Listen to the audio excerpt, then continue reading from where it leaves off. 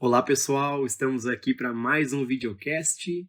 Mais uma vez o mestre Gualberto se dispôs a estar aqui conosco para a gente poder bater um papo, trazer as perguntas de vocês para o mestre Gualberto responder e também a gente sempre traz algum trechinho aqui de algum livro do Joel para o mestre trazer alguns comentários. Hoje eu vou ler um trecho do livro A Arte de Meditar. Num pequeno trecho, o mestre Joel fala bem assim: a natureza de Deus é eu. Esse eu que habita dentro de nós, esse eu que reconhecemos estar individualizado como sendo o nosso próprio ser. Dentro disso, mestre, gostaria que tu respondesse como a gente pode reconhecer em nós essa verdadeira identidade, esse verdadeiro eu. Da compreensão da verdade de Deus, ela requer que tenhamos uma aproximação diferente da que nós, em geral, temos tido. A princípio, Gilson, as pessoas querem ter um encontro com Deus. Elas querem chegar a Deus. Elas querem se aproximar de Deus. No entanto, isso é uma ideia equivocada, porque isso parte de um princípio completamente falso, que é o princípio de que nós existimos separados de Deus, que temos uma existência separada de Deus. Então, existe essa procura por Deus, como se Deus fosse um elemento à parte de nós mesmos. No entanto, a verdade, ela se revela quando você constata que a única verdade presente não é você e Deus, é a realidade única de que só há Deus. Então, essa coisa de reconhecer a verdade do eu é uma coisa muito delicada, porque nós usamos a expressão e esse pronome, essa palavra e esse pronome, nos referindo a nós mesmos como se esse eu em nós fosse a realidade. Enquanto que a realidade desse eu não é a realidade pessoal, particular de uma entidade presente aqui, que na ideia nós formulamos com essa expressão eu. Na ideia, isso é uma crença, porque este eu não é particular, individual, aqui e aí e em todos. Só há uma realidade, e essa realidade é a realidade divina. Podemos chamar de ser, consciência, verdade. Essa expressão eu, ela se torna muito delicada, porque se tem eu, tem tu, tem ele, tem nós. A verdade é que Deus é a única realidade presente. Então, quando aqui o Joel diz, o eu é a única, né, verdade, que é a verdade de Deus em nós e tal, a ideia ainda está dentro de um princípio de separação. Quando dizemos, Deus é uma realidade em nós. Em nós quem? Então, existe eu e a realidade de Deus. A nossa crença, o nosso condicionamento, e é um condicionamento bem dentro do intelecto em nós, de que existe esse sentido de separação. Eu e o não eu e o outro, eu e o mundo, eu e Deus. A verdade, Gilson, é que só há Deus. A ideia de um eu, de uma entidade separada aqui e agora, nesse momento presente, chamado tempo, e nesse corpo,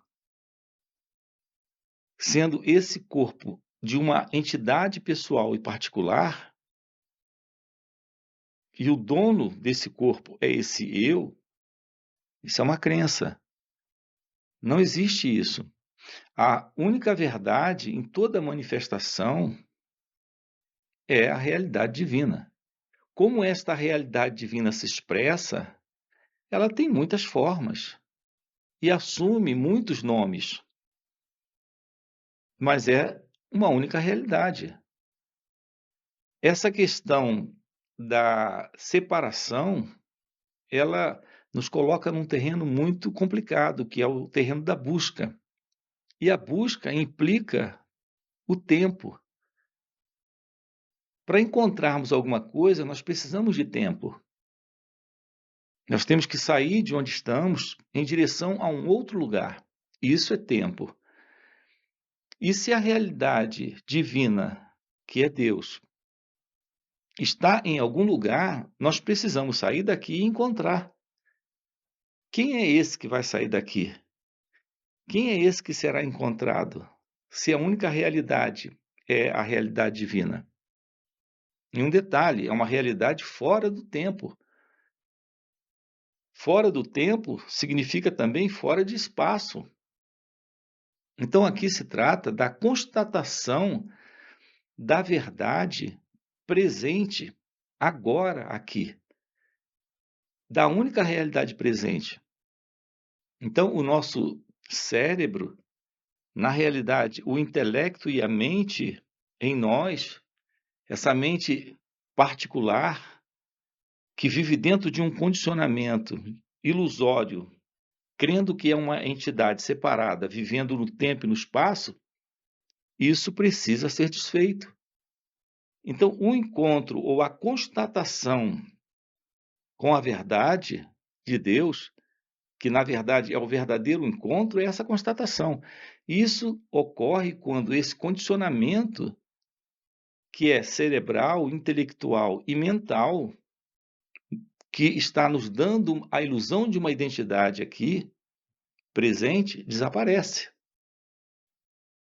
Então, a aproximação real desse trabalho é o resultado de uma investigação da ilusão. Nós não nos aproximamos para descobrir a verdade. Nós constatamos a ilusão, nos tornamos cientes da ilusão e a verdade se revela. Então, a verdade ela se revela quando a ilusão não está mais. Então, o nosso trabalho é um trabalho de tomarmos ciência daquilo que está aqui agora, se passando pela verdade, se passando por esse ser, por esta consciência, por essa realidade. Alguns chamam isso de eu, né? O Joel usa a expressão aí, o eu. Né? Eu prefiro chamar de ser, consciência, felicidade, verdade, porque a expressão eu, ela dentro das nossas cabeças está muito ligado à ideia desta multiplicidade. Aqui há um eu em mim, há um eu em você e há um eu nele. Tem eu, tu e ele. E quando usamos a expressão ser, estamos falando de algo que é a realidade, que é o ser. E essa realidade é a única realidade presente em tudo. Assim, esse encontro com a verdade está presente quando a ilusão não está mais. E esse encontro, entre aspas, é uma constatação daquilo que já está aqui. Esta é a verdade sobre Deus, só há Ele. Esse eu, esse mim, esse você, esse ele, é a ilusão que o intelecto tem separado e dividido em razão de um condicionamento de cultura, colocando dentro desse eu, Deus, dentro desse ele, Deus, dentro desse tu, Deus também. Isso é crença. Isso não tem base real, a não ser dentro de um condicionamento. Dentro de um condicionamento tem uma base, mas essa base não é real. É a base da crença, é a base da ficção, de uma ideação a respeito de algo que está fora da mente, que está fora do intelecto, que está fora da crença. Ô, mestre, falando em crença, é bem comum dentro do autoconhecimento, como é divulgado na internet, principalmente, no contexto geral, a questão das crenças limitantes ou crenças fortalecedoras. E o mestre traz exatamente o que o mestre trouxe. Toda crença é uma limitação, é uma ilusão. O mestre pode falar um pouco mais sobre, mestre? A crença, Gilson, a crença é algo intelectual. E se você observar, se nós formos honestos quanto a isso, iremos observar o nosso intelecto. Ele está condicionado. Nós temos um intelecto condicionado. O nosso condicionamento intelectual nos faz ter a boa vontade para crer ou a má vontade para não crer. Crença é crença. Dentro de uma cultura onde existe a crença comum em Deus, crescemos ouvindo falar de Deus, Deus, Deus, Deus, e a grande maioria passa a acreditar. E uma outra parte, que é minoria, diz não acreditar, mas no fundo existe a possibilidade de crer ou não crer. E esse crer ou não crer é meramente intelectual. Numa cultura onde a ideia de Deus não existe, as pessoas não crescem com essa ideia de Deus. Então lá tem uma outra crença, a crença de que não há Deus. Essa é a crença mais forte da grande maioria. Mas crença, Gilson, é absolutamente um ato volitivo do próprio intelecto, do querer do intelecto. Se eu tenho uma boa vontade de crer, eu acredito. Se eu não tenho, eu não acredito. Agora, quem está acreditando, quem não está acreditando? O intelecto.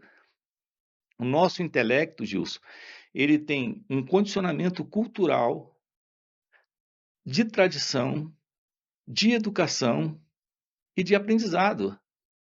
Nós funcionamos intelectualmente dentro de princípios de condicionamento psicológico. E esses condicionamentos são de diversos tipos.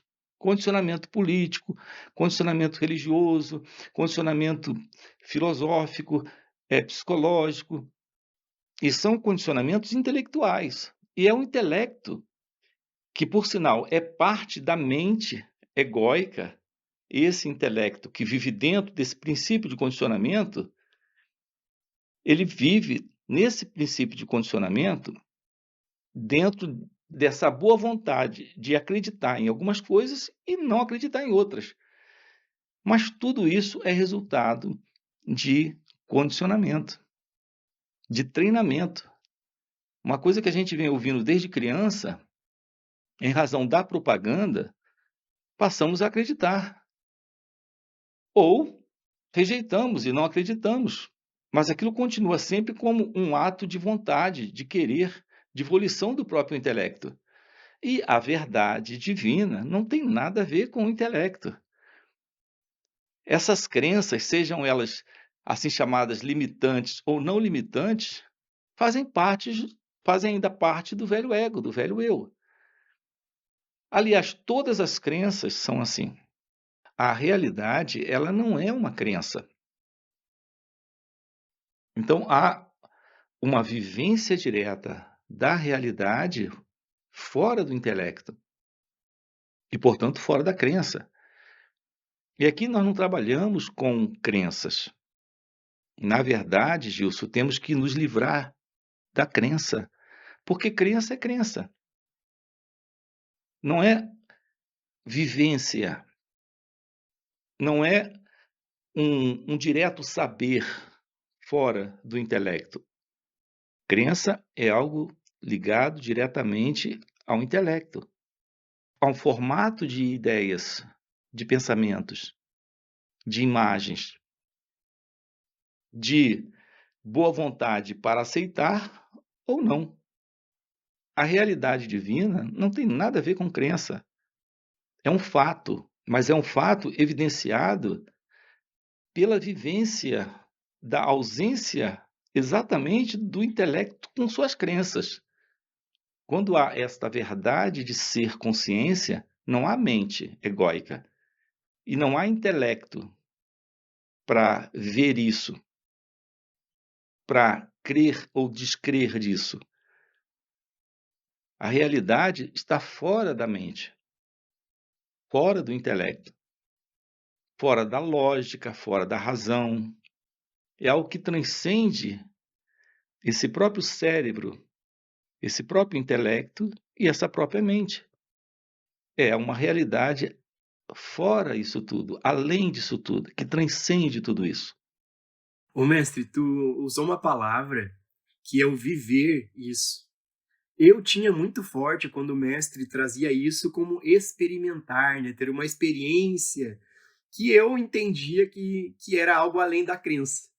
Mas com esse contato mais próximo com o mestre, eu vejo quanto esse sentir que eu entre aspas, tinha, ou era muito um experimentador mesmo, ou uma emoção no corpo, ou uma sensação que acabava mascarando uma crença como se fosse algo real.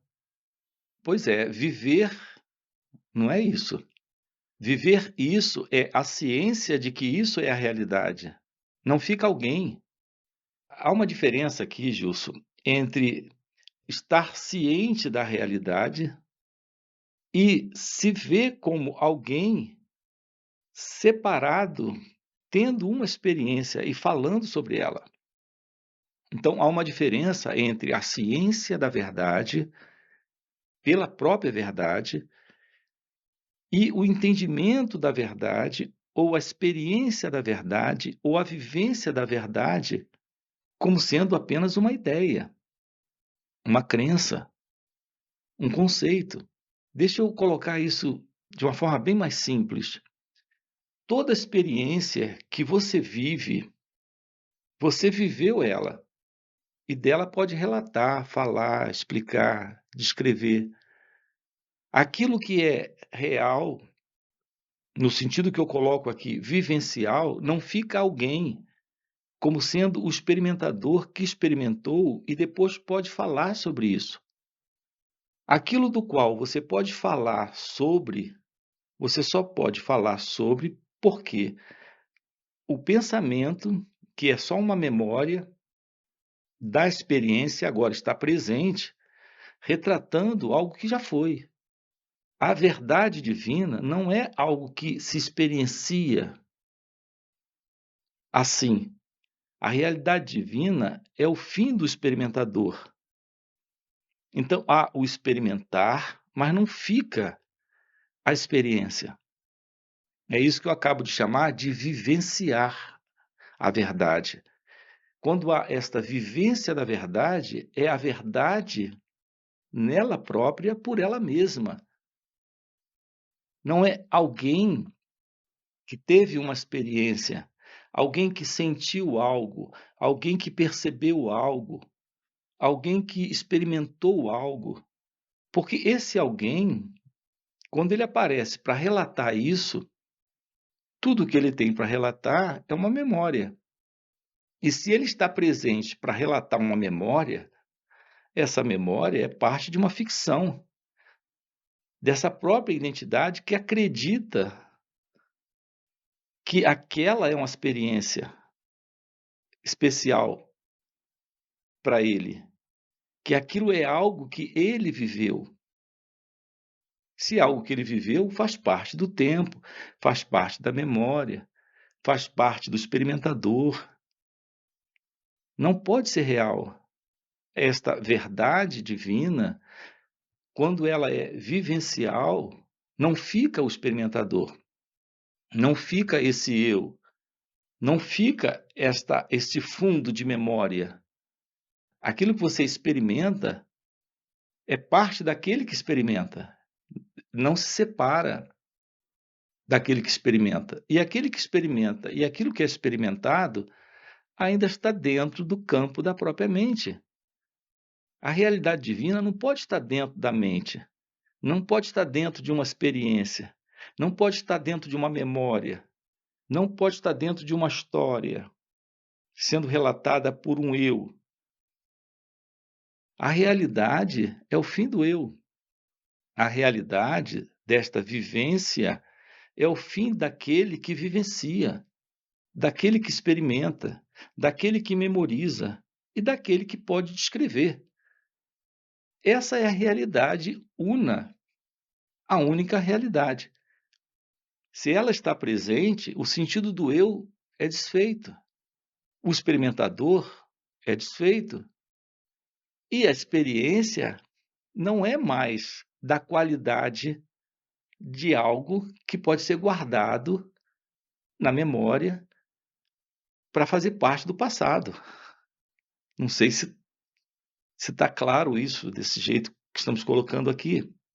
Isso requer uma aproximação livre do experimentador, livre do sentido de alguém.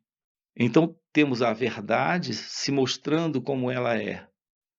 E quando ela se mostra, existe o fim para a ilusão do eu, para a ilusão da mente, para a ilusão do tempo, desse tempo que é memória, desse tempo que é lembrança, desse tempo que é a experiência junto com esse experimentador. Portanto, essa ideia de alguém presente para vivenciar, isso desaparece. Quando há a verdadeira vivência, não fica alguém vivenciando isso. Isso está dentro do princípio de condicionamento psicológico que trazemos, de que vamos ter uma experiência, vamos ter um contato, vamos sentir algo, vamos viver algo. Vamos quem? O eu? O ego? Se é real, não há ego, não há o eu, não há experimentador.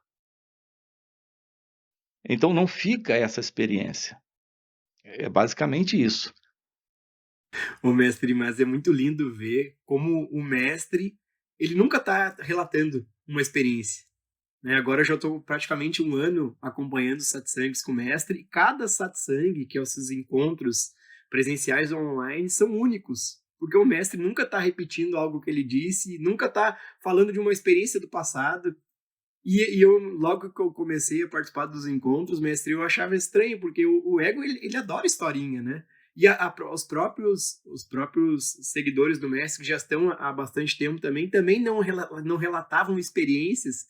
E eu, até então, adorava relatar experiência, eu achei meio estranho e demorou uns bons meses até cair essa ficha e ver como a experiência, eu retratar uma experiência do passado aqui é só uma historinha mental, é só o repeteco dessa identidade, dessa mente, dessa historinha de alguém que vivenciou.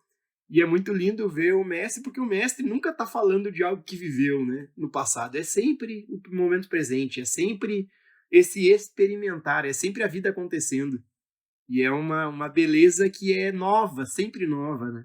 A realidade presente, ela é tudo. A realidade presente, ela é beleza, ela é verdade, ela é amor, ela é paz, ela é completude.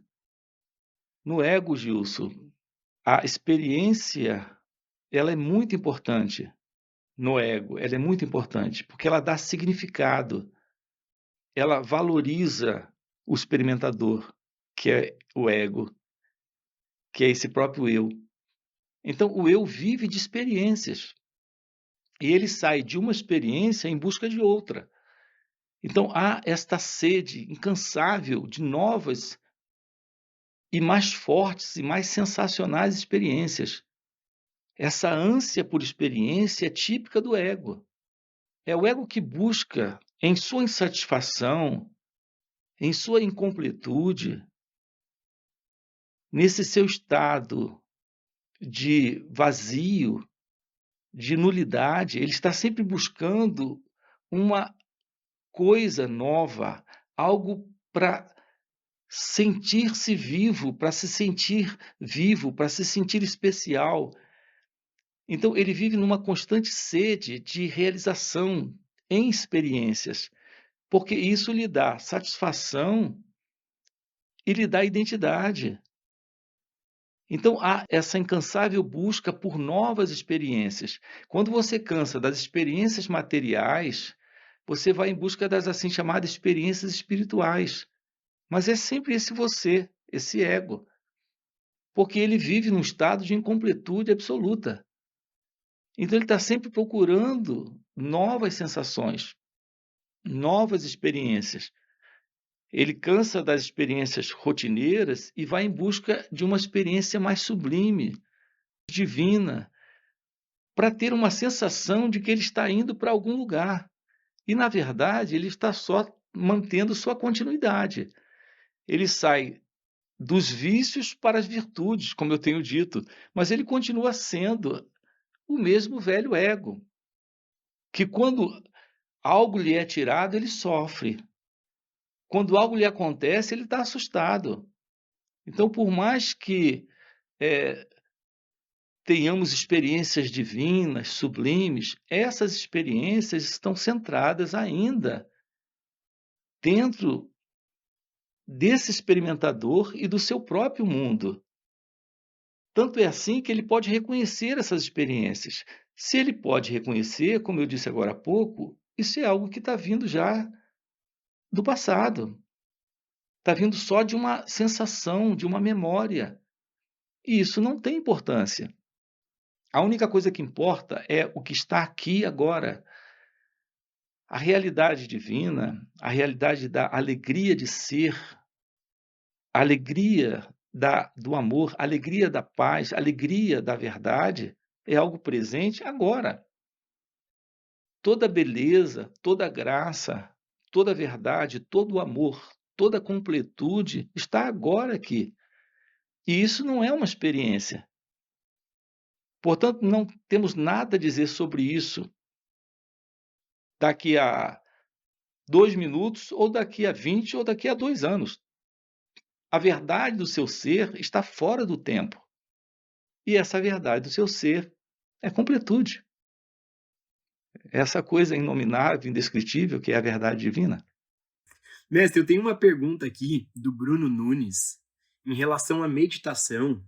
É a seguinte pergunta: Mestre, e a meditação de fechar os olhos, ela não precisa ser feita? Há uma incompreensão muito grande, Gilson, com relação a essa questão da meditação. Nós não sabemos o que é a meditação. Nós não sabemos o que é o silêncio, a verdade, a mente da meditação. Nós confundimos a meditação com um exercício prático de se sentar, fechar os olhos, relaxar, colocar uma música suave ou entoar um mantra. Desde que a gente relaxe, pronto. É isso que nós acreditamos ser a meditação. E, de uma certa forma, a meditação que se ensina por aí é isso. Isso é o máximo que o ego pode alcançar. É esta quietude que ele impõe a si mesmo através de uma técnica, de um sistema, de uma prática. Não é disso que tratamos aqui. A meditação real, ela não tem nada a ver com a postura do corpo, nem se os olhos estão abertos ou fechados. Real meditação é o fim da ilusão de que você está presente. E essa ideia de estar presente, você pode ter essa ideia de estar presente mesmo de olhos fechados e numa postura de meditação, que é o que acontece em geral. As pessoas fecham os olhos e fazem a meditação. Quando a hora bate, acabou a meditação, elas mesmas dizem para elas próprias: pronto, agora posso voltar. Só que, na verdade, elas nunca saíram dali. A real meditação é a ausência do meditador, é a ausência daquele que está presente. E quando isso está, que é real meditação, não tem nada a ver com técnica, com postura, com prática. Não tem nada a ver com olhos abertos ou fechados. Tomar ciência do movimento do pensamento aqui e agora, sem se confundir com ele, assim como do sentimento, da emoção, da sensação, da percepção, isso não requer nenhuma postura física. Você está dirigindo o carro, você está indo para o trabalho, você está conversando com alguém, você está fazendo uso de palavras, como agora aqui, fazendo gestos, e ao mesmo tempo há esta ciência de todo esse movimento das palavras acontecendo, dos gestos acontecendo, um pensamento surgindo, um sentimento surgindo, o que quer que esteja aqui nesse instante aparecendo, quando você dá atenção a si mesmo e o que quer que esteja acontecendo nesse instante, internamente e externamente, sem resistir a essa experiência, sem resistir sem julgar, sem comparar, sem lutar contra ela. Nesse momento, neste estado de atenção, sobre todo esse movimento, que é o movimento do corpo, da mente e de qualquer coisa à sua volta, isso, nesta atenção, nesse momento de atenção, isso é real meditação. Só que nesta real meditação, quando há esta atenção, não existe esse elemento que é o elemento eu, porque ele não está mais aqui para julgar, comparar, rejeitar, aceitar, condenar o que está surgindo ou aparecendo nesse instante. Então, esta real meditação, como nós colocamos, é estar ciente do que está aqui e agora, sem esse elemento, que é o elemento em nós, que é o sensor, que é o juiz, que é aquele que compara, que é aquele que julga, que é aquele que condena, que é aquele que rejeita. Então, isso vale para pensamentos ou o que estiver acontecendo internamente dentro de você ou externamente. Então, não se trata de posição do corpo, nem de inatividade intelectual.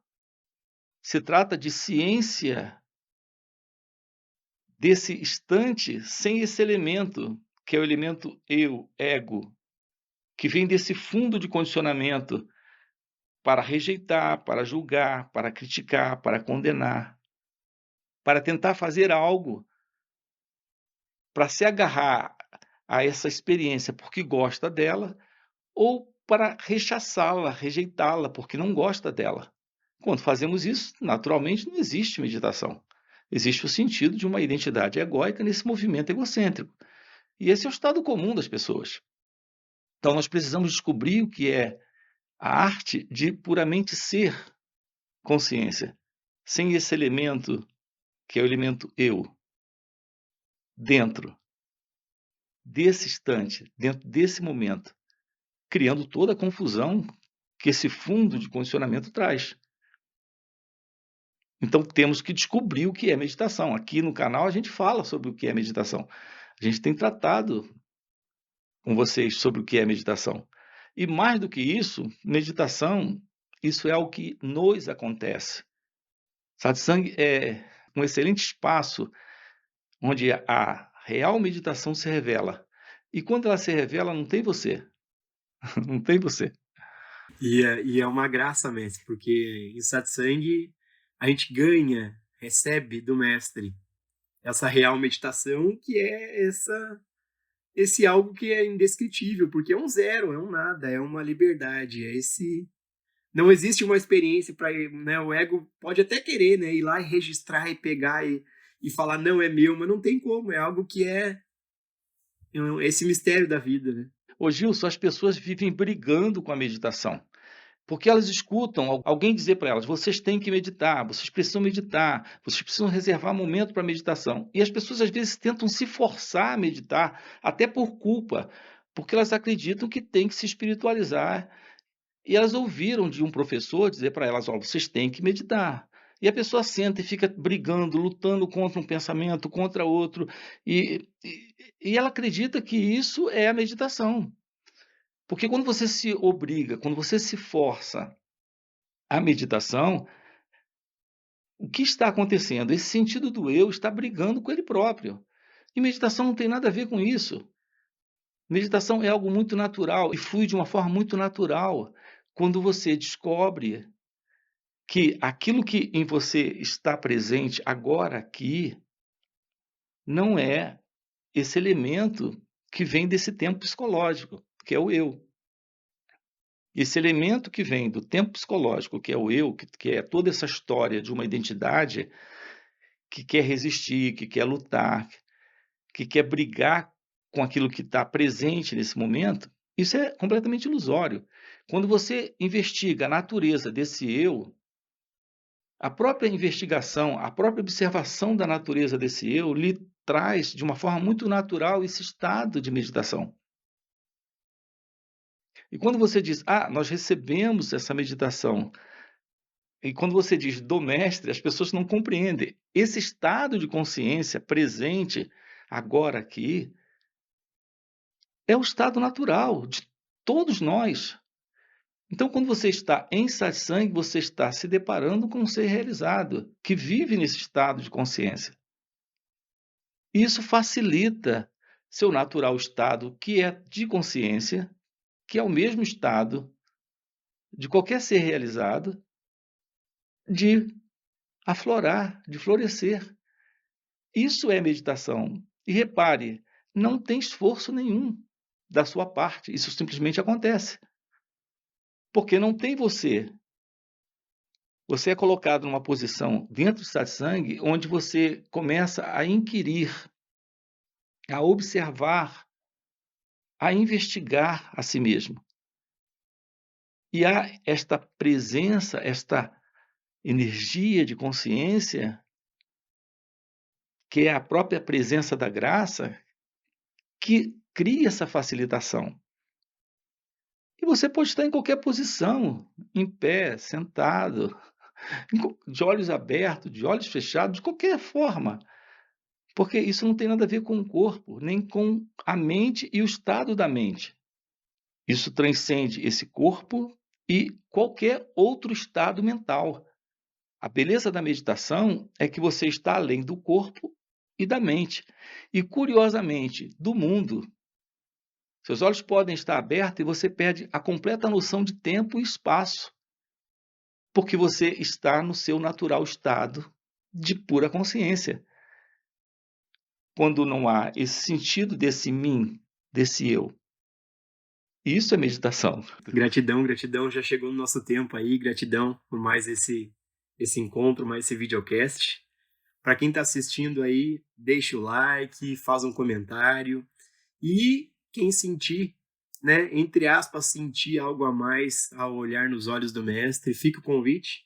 Venha para satsang para, entre aspas, receber, porque não é um receber, como o mestre acabou de dizer, é esse estado natural que é a única realidade acontecer, né, de alguma forma. Então, é pura graça, é uma oportunidade ímpar, uma oportunidade em milhões, poder estar junto com o ser realizado, e eu não tenho nem o que falar. Mestre, gratidão por mais esse encontro. Gratidão.